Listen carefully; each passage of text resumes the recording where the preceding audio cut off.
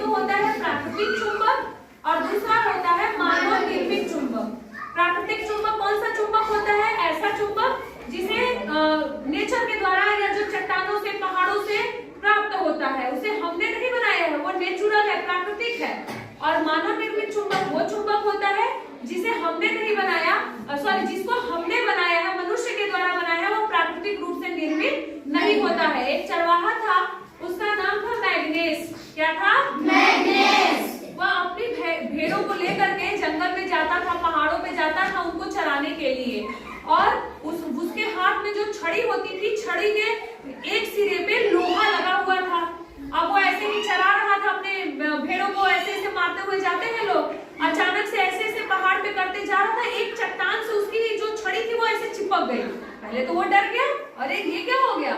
उसके बाद फिर से उसने देखा, फिर से हो गया, फिर तब उसको लगा कि इस चट्टान में जरूर कुछ ना कुछ है, उसकी सूचना उसने दी और उसने ही सबसे पहले चुंबक को खोजा था।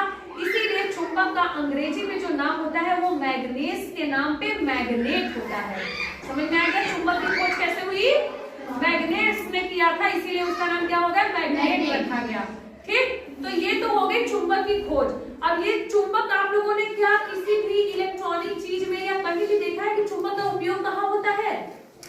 क्या कभी जो रेडियो होता है, जो टीवी होता है, कभी उसको बनते हुए आप लोगों ने देखा है? कभी बिगड़ गया हो कोई स्पीकर वगैरह जो होता है, वो जो गोल सा लगा होता है, क्या आपने उसको देखा है? वहां पे चुंबक का प्रयोग होता है। ठीक है, बंद कर दीजिए।